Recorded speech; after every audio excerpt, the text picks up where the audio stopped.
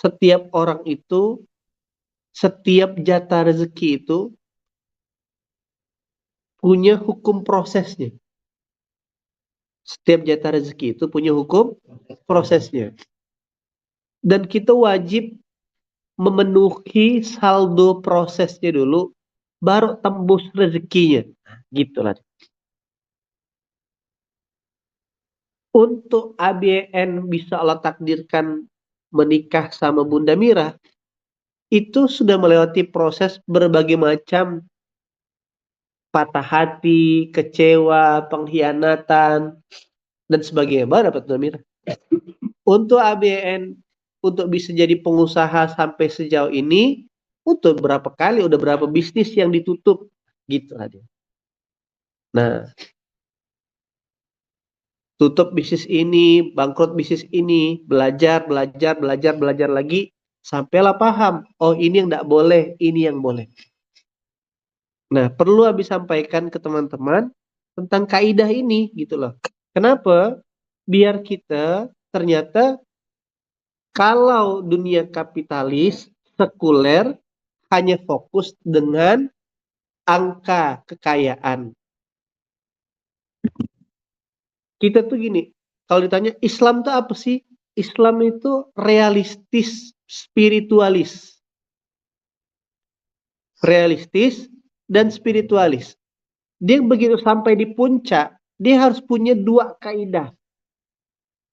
Kaya, kenapa disebut wa annahu huwa aghna wa akna?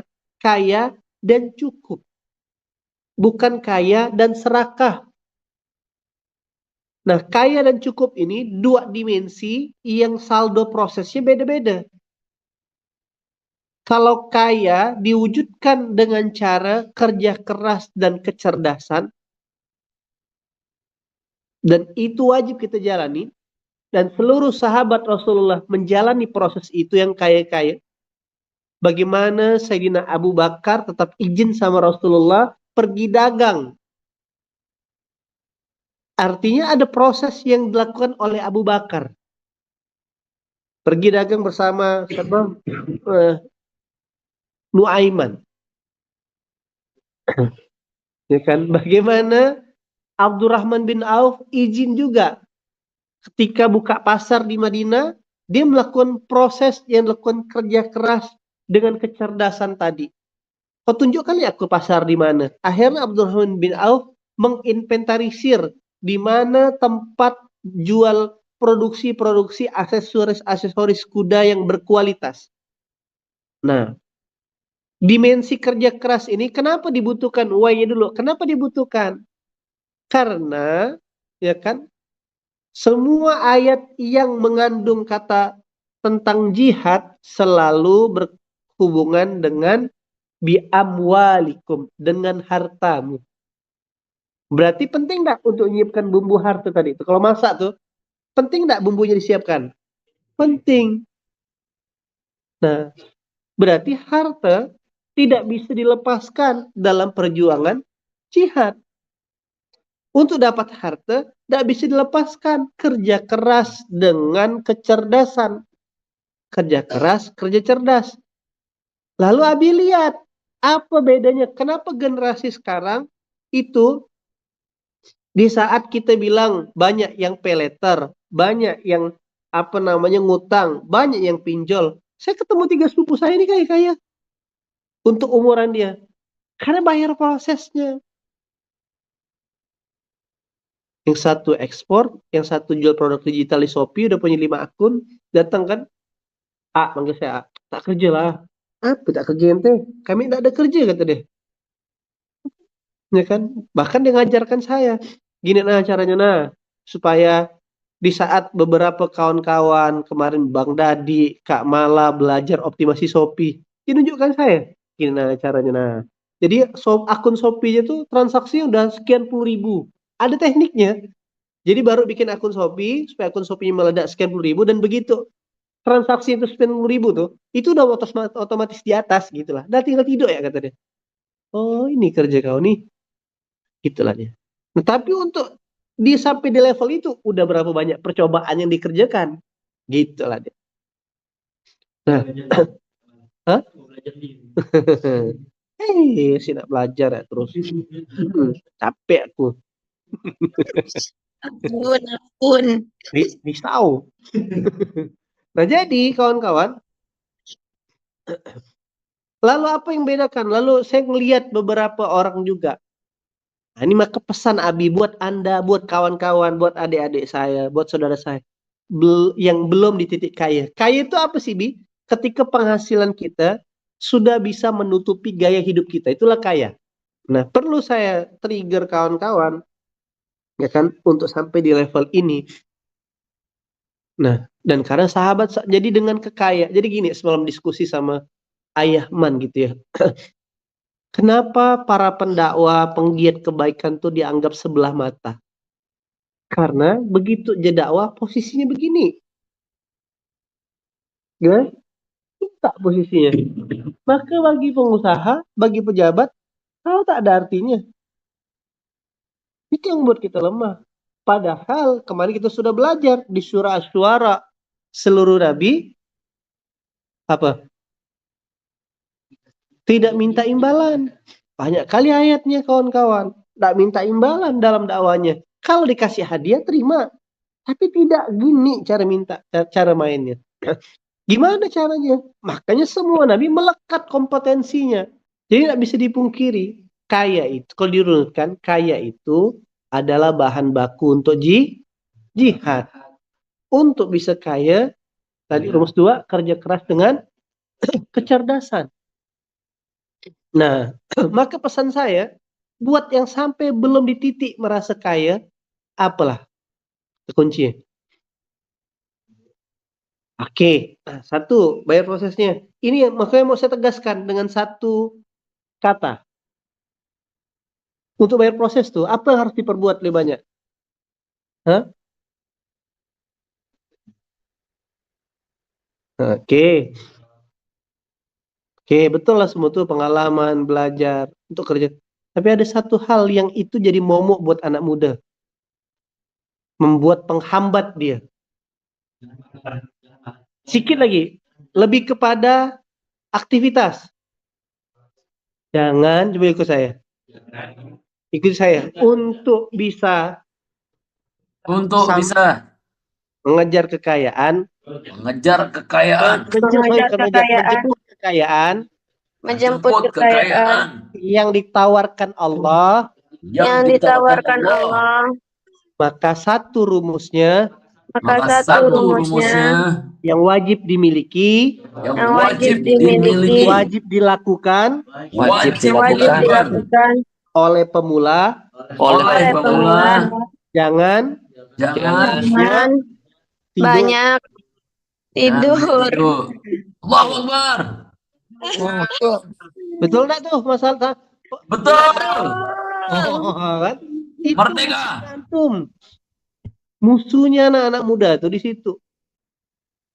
Saya bersyukur dan beruntung dibesarkan, dididik di Siantan, tempat nenek tuh subuh udah fight. Karena gini, kaidah kerja keras ya, lihat hikmahnya. Kaidah ini tidak bisa dibohongi. Jadi kalau anak muda banyak tidur, dia banyak ketinggalan hikmah, dia banyak ketinggalan proses, dia banyak ketinggalan banyak pengetahuan. Nah, saya lihat sepupu-sepupu saya, baik memang dia didikan kakek nenek itu. Kakek saya pelaut dulu, baik memang. Jadi bab kaya ini bab tersendiri di luar ibadah kepada Allah. Nanti itu hal yang berbeda. Ini bicara jumlah dulu. Kalau bicara ibadah itu bicara keberkahan. Oke? Kan yang mau kita kejar enggak apa-apa banyak, yang penting berkah. Enggak apa-apa banyak, yang penting berkah. Ulangi, yang kita kejar enggak apa-apa banyak, yang penting berkah. Berkah. Kurangi apa kawan-kawan? Kurangi tidur. Itu penyakitnya. Nah, kalau udah suka rajin, bahkan tidurnya tuh rajin gitu loh. Nah, kalau udah tidurnya tuh rajin, udahlah, banyak dia ketinggalan. Itu dulu kesamaannya. Nah, berarti bicara kekayaan ini, bicara hukum sunatullah. Bicara universal. Bicara rahmannya Allah. Maha pengasihnya Allah. Dengan satu rumusan, siapa yang membayar prosesnya? Nah, buat pemula, pesan Nabi, kurangi tidur. Itu dulu basicnya. Contoh nih lagi liburnya. Saya respect. Antum berkemas dapur. Lihat. Pokoknya. Jadi gini. Ngomong sama siapa? Fahri ke muslimin kemarin. Beriman. Ngaji. Sholat. Zikir. Capek beriman. Beramal soleh. Tolong orang. Bersih-bersih. Lelah beramal soleh. Belajar sebentar.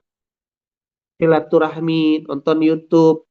Ya kan, konsultasi, capek dikit, main game ya, nonton sebentar 15 menit, 2,5 jam, nggak apa-apa. Jadi tapi itu jauh lebih baik ketimbang kita melakukan hal yang sama sekali sia-sia dan tidak produktif, bos. Tapi kalau kawan-kawan dominasi jam tidurnya lebih banyak, udah pasti ketinggalan dalam banyak hal. Itu kata kuncinya. Jadi ketemu 3 sepupu, ketemu 2 orang yang tanda kutip bahkan dalam kondisi punya bisnis yang gelap saja, yang kurang baik, itu diledakkan Allah. Nah, di situ akhirnya saya memaknai bahwasanya urusan jumlah itu urusan kuantitas di lapangan, kerja keras dan kecerdasan. Oke. Dan hebatnya Islam dibatasi, dibungkus, bukan hanya dengan jumlah. Karena kafir Quraisy zaman dulu juga amat banyak yang sangat kaya raya. Raja-raja yang dikirimi surat Rasulullah itu juga kaya raya. Nah, apa hebatnya Islam? Menawarkan selain kaya, namanya berkah. Berkah itu apa sih? Kalau cara yang pertama ini tidak dibungkus, dibiarkan terus, maka yang terjadi dia diperbudak sama harta, sama kerja, dan sampai tua dia disibukkan dengan hartanya. Nah, maka bab yang kedua, bagaimana caranya berkah? Jadi coba kawan-kawan lihat, perintahnya beda. Kalau di surah At-Taubah ayat 105, jelas pakai fi'il amr. Allah menyebutkan i'malu, wakul i'malu, dan katakanlah wahai Muhammad, bekerjalah. Ya kan? Fasayarallah, nanti Allah yang akan melihat apa yang kau kerjakan. Amalakum, Allah akan melihat pekerjaanmu. Siapa lagi? Wa rasuluhu, dan juga rasulmu. Wal mu'minun, dan orang-orang beriman. Inilah ayat yang menjelaskan alam semesta tidak pernah menipu proses. Hasil tidak pernah menipu proses. Proses tidak pernah menipu daripada hasilnya. Siapa yang sungguh-sungguh dia dapat. Berarti ini kan perintah untuk sungguh-sungguh, untuk banyak bergerak, jangan banyak tidur, jangan banyak malas. Lalu dan kamu akan kembali kepada Allah yang mengetahui yang gaib, yang nyata dikembalikannya. Jadi perintahnya suruh gerak, suruh kerja memang. Nah, saya nggak mau kawan-kawan salah cara berpikirnya. Dah, berarti ini ayat tentang bagaimana mengejar tentang jumlah tadi. Tapi ayat ini dibungkus. Nah, lalu dibungkus, dibatasi biar tidak kebablasan. Begitulah Quran saling menggandeng. Apa batasan ayat ini kira-kira? Satu sisi Allah bilang kerja kita. Nanti Allah, aku tengok kok. Rasulmu lihat. Dan orang-orang beriman akan lihat. Itulah kenapa ada yang dapat hadiah ini, dapat hadiah itu. Itulah kenapa contoh ya. Artinya, misalkan muslimin beramal terus. Oh, dia expert. Berarti, oh ternyata muslimin ini jago ya. Ngebekam ya. Jadi dia punya diferensiasi. Jago ngebekam, jago matai. Nah begitu contoh. Ada tamu. Berarti Abi tadinya tidak merasakan layanannya, tapi dengar dia beraktivitas, berarti saya bisa rekomendasikan. Ternyata yang rekomendasikan nyaman sama dia. Enak, boleh nggak bang ke rumah saya bang? Boleh, sembuh. Ternyata asam uratnya. Ngomong-ngomong, ternyata bapak itu juga senang. Sebulan sekali dilayani, dipijit, didapatkan fasilitas bekam. Ujung-ujungnya kau nih, bang muslim ini udah ada calon belum? Hah? Bang Reza, lama gak jumpa sama Abi. Yang Abi tahu, jadi tuh saya pernah ketemu, kita pertama ketemu tahun berapa ya? 2017. Dah habis itu ada komunikasi. Sibuk kemana-mana. Bang Reza berjuang dari salah satu brand makanan nasional. Ada perusahaan dengan brand nasional, multinasional. Nah, sampailah 2025 ini, awal 24 akhir, ya kan? Saya tahu dia di brand sana. Saya minta sama Allah, ya Allah, ada enggak sahabat atau teman orang aku kenal yang lebih paham tentang F&B ini? Oh, tiba-tiba terlintas sama dia. Ya, apa kabar? Masih ketemu enggak? Ketemu. Saya ketemu di satu tempat, ngobrol, dan saya enggak tahu bagaimana progresnya di sana dan sebagainya. Ya udah, begitu ngomong, ketemu. Singkat cerita, mau enggak bantu saya? Nah, pindahlah ke Pontianak. Nah, berarti kan saya memang enggak melihat. Tapi Allah melihat yang gerakkan hati orang beriman. Gitu bah cara berpikir kawan-kawan. Jadi resonansi getarannya tetap sama. Kenapa Bang Oki minta tolong Ilham ngangkat showcase? Karena Ilham diketahui rapi kerja kalau kerja-kerja untuk hospitality. Lalu kenapa Ilham ingatnya Pak Aji? Karena Ilham tahu Pak Aji bisa nyetir gitu loh dia. Nah, gitu cara berpikir itu kawan-kawan. Nah, mulai ngerti cara berpikirnya? Nah, berarti ini bekerja ini bagian dari perintah Quran enggak kira-kira? Perintah Quran. Lalu pertanyaan Abi, apa bungkusannya kalau dalam Islam? Udah kerja, apa yang ngebungkusnya? Biar enggak kebablasan. Biar dia tidak menjadikan kerja keras sebagai Tuhannya. Iya, pakai ayat udah. Rijalul la tulhihim tijaratu wala bay'un an zikrillah. Bahkan Allah sampai kata-kata tijaro dan bay'ah dijadikan satu ayat, Ustaz. Aduh, keren kan? Biasanya ayat itu terpisah. Dan Allah pakai kata-kata laki-laki, perdagangan, dan jual beli. Ya, rijalul la tulhihim tijaratu wala bay'. Ya, surah Jalun. berapa? An-Nur ayat 37 bi. Oh, inilah batasan kuncian dari kerja keras. Laki-laki, Allah sebut rijal, yang tidak dilalaikan, la tulhihim. Oleh apa? Tijaroh. Tijaroh tuh bedanya tijaroh sama baik. Kalau tijaroh tuh satu sistem perdagangan. Di dalamnya ada marketing, di dalamnya ada operation, di dalamnya ada finance, ada akuntan. Itu tijaroh. Kalau baik itu langsung kepada aktivitas sellingnya. Ya. Di ayat inilah dua aktivitas itu digabungkan. Kalau ayat yang lain dipisahkan semua. Apa kata Allah? Orang-orang yang tidak dilalaikan langsung. Bedanya rizal sama-sama rojim, ya kan? Zakaro, rijal. Kalau zakar tuh lebih kepada biologisnya laki-laki. Kalau rijal tuh ketangguhannya laki-laki. Dah, kata Allah, laki-laki atau orang tidak dilalaikan dari perdagangan jual beli dari mengingat Allah.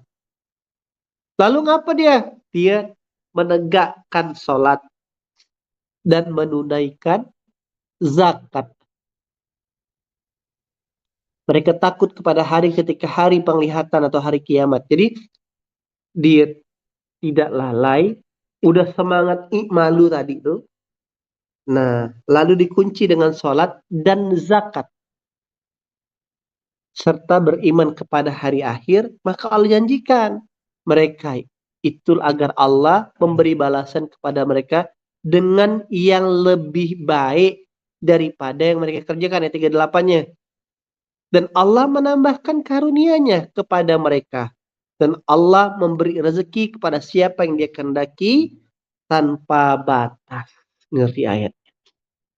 Jadi dia bukan hanya dapatkan cuan, kan? Tetapi dia mendapatkan keberkahan. Orang-orang bahagia dapat harta.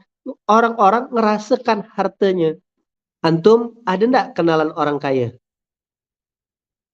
Ada kan, mungkin kenal kan? Tapi apakah antum merasakan hartanya? Belum tentu. Nah, inilah contoh nyata atas izin Allah dari dagangan personalnya Abi dan Bang Kiki, ya kan? Yang bernama Akrom, bernama PHI, bernama Medina Land. Ah, keuntungannya ini aja buat develop pondok. Gitulah dia. Gitu kalau antum mau ngeliat seseorang itu. Tetapi fase ini tak bisa langsung lompat. Kan ayatnya alladzina amanu litatma'inna qulubuhum bizikrillah. Orang-orang yang mengenal Allah hati jadi tenang. Membangun zikrullah tanpa ada malunya, aktivitas beramalnya, itu seperti membangun ruh tanpa body. Ghost jadi dia. Jadi tasawuf. Membangun body tanpa ruh, zombie. Dia harus balance antara bodinya sama ruhnya. Itu. Gitulah dia. Ketemu nggak? Ada nggak kira-kira ketemu orang yang Masya Allah zikrullahnya, tapi tadi tenang ya, aku sholat di langsung dekat Ka'bah dah. Sampai dah. Itu yang merusak Islam. Maka ini dua kanal yang berbeda. Dua kamar yang berbeda. Antara ikmalu dengan zikrullah. Nah, maka penguncinya surah 24 ayat 37 ini. Lalu, ditegaskan lagi. Kenapa banyak orang pengusaha, kalaupun dia kaya, dia tidak bahagia. Kalaupun dia udah kerja, duit itu cuma numpang lewat. Apalah kira-kira? Dia udah melewati fase kerja keras dan cerdas. Kalaulah proyeknya tembus, duitnya cuma numpang lewat. Kalaupun dia eksekusi, tak dapat kurang-kurangnya tuh sampai tadi. Itu loh ayatnya yang kita bahas. Dia sepele dengan sholat dan oke, tambah lagi. Jadi lihat ya, ayatnya ini contoh. Datanglah Yusuf untuk bikin paspor. Bisa tidak cukup? Saya nih Pak, nama Yusuf. Bapak tanya ya pengasuh saya. Nama si Yusuf, ya kan? Mau bikin paspor? Syarat ini KTP, kakak, akte lahir. Tidak Pak, Yusuf nama saya ini. Benar, saya nama Yusuf. Bisa tidak kira-kira? Nah, datang lagi dia bawa KTP. Ini Pak KTP. Ini Pak kakak saya benar sih terdata di Indonesia. Warga negara Indonesia. Tanpa ada KTP sama akte lahir. Bisa tidak kira-kira? Tak bisa. Maka untuk dapatkan rezeki yang disebut bighairi hisab, karunia yang bertambah, dia tak boleh dipisahkan. Tak cukup hanya sekedar sholat. Nah ini tolong ya, Abi amanahkan. Yang mengerikan di sini zakat. Nah ini akhirnya research melalui diskusi sama Ayahman. Maka kalau kami, Aba Abi, Bang Kiki, zakatnya sudah otomatis diurus finance. Ini loh, buat kawan-kawan yang ngerasa yang udah punya bisnis. Zakat ini bukan tentang hanya distribusi saja. Bukan hanya sekarang ngebagi-kebagikan duit. Dia harus jelas posnya. Itulah kenapa kita wajib direkomendasikan menyerahkan ke amil zakat. Karena amil zakat atau lembaga, dia punya orang yang ngelola. Dan dia memang layak dibayar karena kerja. Nah, kebanyakan pengusaha, orang kaya, zakatnya personal. Salah enggak salah, tetapi belum tentu. Jadi lihat urutannya. Untuk dapat bighairi hisab tadi, rezeki tanpa batas yang penuh karunia, kalau kita gabungkan semua runutannya. Oke. Poin nomor 1, wajib kerja keras dulu. Kedua, kerja cerdas. Berarti ini bicara waktu atau jam terbang. Yang kedua, kerja cerdas berbicara tentang hikmah yang dimiliki, banyak ilmu. Lalu sholat. Lalu zakat. Nah, zakat pun harus 8 asnaf. 1, 2, 3, 4, 5, 6. 78, surah 9 ayat 60. Nah, kerja keras udah centang, spread. Dia pintar, banyak pengetahuan bisnisnya, centang lagi. Sholat, oke. Nah, banyak yang terpelesetnya di poin nomor 4. Zakat tidak sama dengan infak. Nah, dikirim ke keluarganya dan sebagainya. Itu surah Al-Baqarah 215. Dua perintah yang berbeda. Beda. Memang kan? Maka ini PR buat tim BPD dan semua filantropi, apa maksudnya? Mohon maaf ya, bukan filantropi. Baitul Mal. Jadi mutiara Islam yang hilang hari ini, itu namanya Baitul Mal. Coba lihat ya, betapa rusak dan betapa wajar kita tuh kalah. Masjid dan zakat, padahal berulang-ulang Allah sebutkan di Quran sebagai satu kesatuan dan tak boleh dipisahkan. Yang ada prakteknya hari ini terpisah.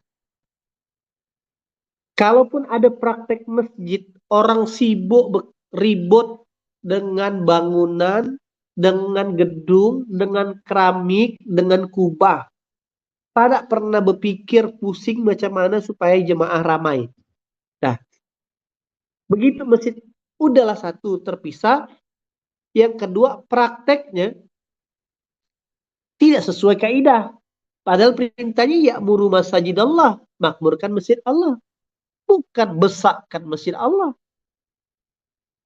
Nah, lalu ada lagi lembaga, kalaupun lembaga Baitul Mal rujukannya filantropi, itu dua hal yang berbeda. Kalau filantropi yang penting bagikannya, tidak banyak kaidah. Oke. Nah, terpisah lagi. Udahlah terpisah, salah masing-masing kaidahnya. Mana mau menang? Itu lagi membuat kita nih ketinggalan terus. Bagaimana bisa pengurus zakat tidak sholat? Ada nabi banyak. Gimana bisa pengurus zakat tidak sholat? Nah, maka tak boleh dipisah. Nah, makanya jadi kerja serius ngurus zakat. Menjadi kerja serius. Abi apresiasi kawan-kawan yang menitipkan zakat malnya ke Baitul Mal Pondok Digital. Nah, maka sekarang amanahnya berpindah kepada teman-teman BPD untuk serius bekerja. Mendistribusikan kepada titik-titik ini. Tuh, orang fakir, miskin, amil, mu'alaf, orang yang gorimin, berutang, untuk orang yang fisabilillah. Nah, seperti itulah dia kawan-kawan. Nah, baru kombinasi ini semua, jadilah dia yang namanya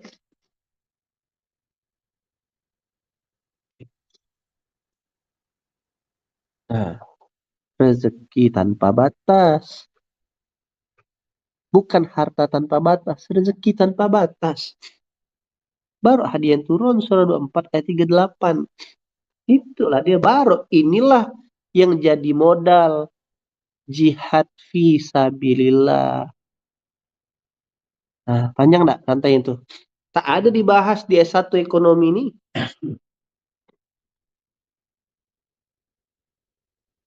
Nah, tapi urutannya kayak tadi. Kerja keras. Nah, ada gak yang langsung paham dia paling jago tentang sholat, zakat, tapi tak kerja keras? Tak ikmalu. Ikmalu. Surah 9 ayat 105. Nah, tidak bisa dipisahkan. Itulah Quran. Nih, ayo pecahkan ya. Poin nomor 1, 2, 3, 4. 2 poin di atas, ini sering dipisahkan. Ini untuk orang-orang profesional. Nah, di sini untuk orang-orang di tarbiyah, orang-orang takwa. Nah, santri, orang-orang pondok, sering dijebak oleh iblis. Tenang ya, sholat nanti kau diantarkan rezeki. Tuh kau tengok tuh orang sedekah ngantarkan. Betul, makan memang antum. Kalau hanya untuk makan, tak usah dipusingkan. Jangankan antum. Kucing ya dapat makan di pohon ini. Burung Ustaz Akila makan. Tadi makan, kena makan burung tadi. Kalau hanya rezeki makan. Tetapi lihat, untuk dapat rezeki tanpa batas, harus full 4 poin ini dipenuhi.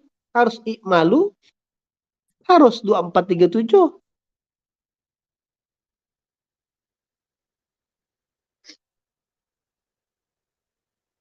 Sering kan artinya kalau di pondok. Jadi sebuah prestasi. Alhamdulillah, donatur kami ngantarkan nasi ayam.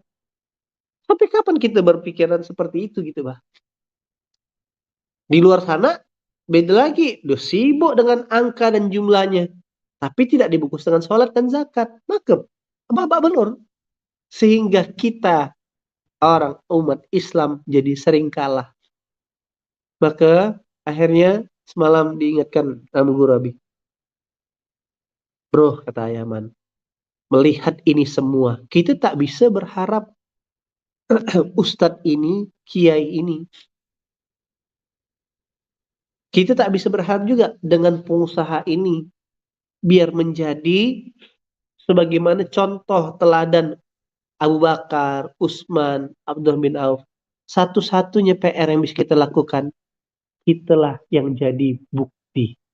Baru bisa ngajarkan orang. Itulah jadi bukti. Jadi ini tak boleh dipisahkan, bos. Maka bilang kurangi tidur. Boleh bermain, tapi juga jangan kebablasan. Ini bukan tentang pilihan hidup, tapi ini kewajiban hidup.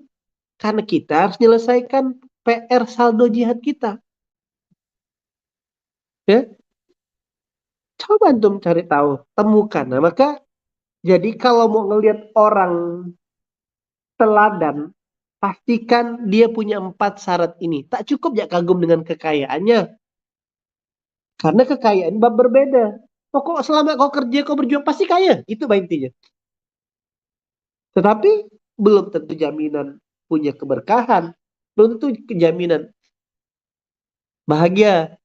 Tapi sebaliknya, langsung melompat, membangun ruhnya, ya kan? Langsung level sholat dan zakat, tapi iman utara ada tidur ya kan? Dan kena marah kan sama Umar zaman Sayyidina Umar bin Khattab, kenapa kok di masjid ya nih, kata Umar. Iya, ada abang aku, salah, abang kau yang lagi dagang di pasar, abang kau lah yang lebih banyak dapat pahala. Kadang bisa jadi iman tuh. Bukan hanya ketika antum di masjid atau pegang Quran didapatkan. Berimannya orang, atau Ustaz Omar Mita kemarin, bisa jadi bukan hanya di masjid, di pondok pesantren. Tapi tanyakan orang yang sedang terbaring di rumah sakit, yang cuma menatap dinding rumah sakit dan dia terus berdoa. Dapat imannya di situ. Orang yang dagang di pasar, ya Allah, moga hari ini laris ya Allah, tolonglah hadir ya Engkau ya Allah. Aku udah turun dari subuh nih ya Allah, semoga bisa bayar sekolah anak aku ya Allah. Semoga bisa bayar hutang keluarga aku ya Allah.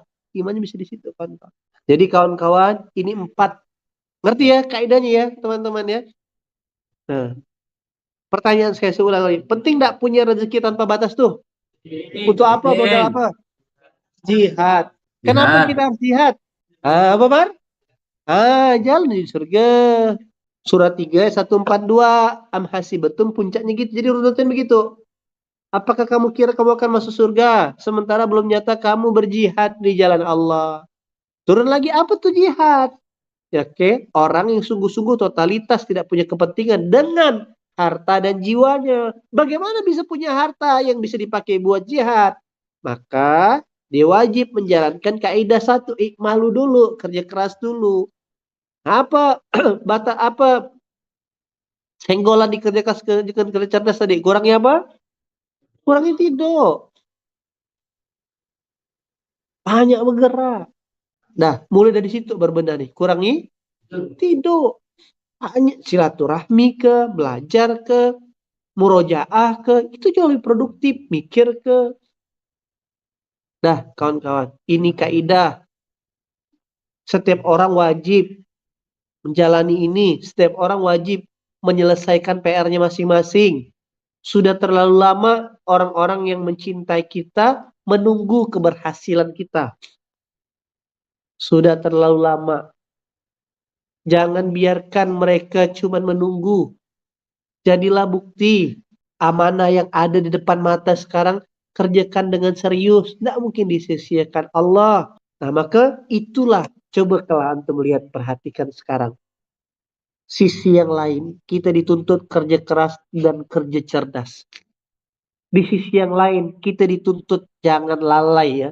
Kau sholat ya, kau zakat ya. Maka beruntung enggak antum di tempat yang dipacu bahkan diterajang untuk kerja keras dan kerja cerdas dan dekat sama masjid. Beruntung nggak kira-kira? Maka wujud beruntung jadilah orang-orang sukses, kaya, bertakwa berikutnya. Berarti untuk punya kaidah kayak gini nih, bisa kerja gak, bisa dekat musola gak, dekat masjid gak, di jalan cahaya, MSP, ya kan? Kolbun Salim, Al-Akhyar tuh tengah kota. Beruntung sekali lah kawan-kawan. Dan itulah bagian rencana Allah. Di saat ada saudara-saudara kita yang kerja di tower-tower tinggi, bahkan suara ajan tak kedengaran, terlalaikan. Atau ada saudara kita juga di pondok pesantren azan kedengaran terus, tapi akses untuk bisa belajar, kerja keras, internet tak ada. Maka beruntunglah antum hari ini sudah di ekosistem ini, gitulah dia. Tinggal buktikan. Bahan baku juga aku siapkan kata Allah. Sungguh-sungguhlah dengan amanah masing-masing. Nah, begitu teman-teman, pagi hari ini kaidah untuk bisa punya rezeki tanpa batas dimulai tadi apa? Kurangi tidur.